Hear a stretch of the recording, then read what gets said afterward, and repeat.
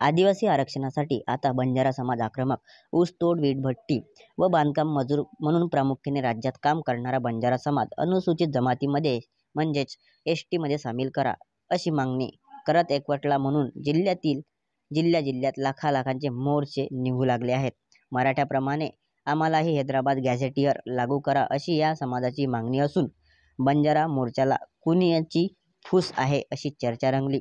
राज्यात बंजारा समाजाची लक्षणीय लोकसंख्या आहे. मराठवाड्याच्या 8ही जिल्ह्यात हा समाज असून विमुक्त जाती अप्रवर्गातून मधून 3% आरक्षण आहे. या प्रवर्गात एकूण 14 जाती असून त्यामध्ये बंजारा एक जात आहे.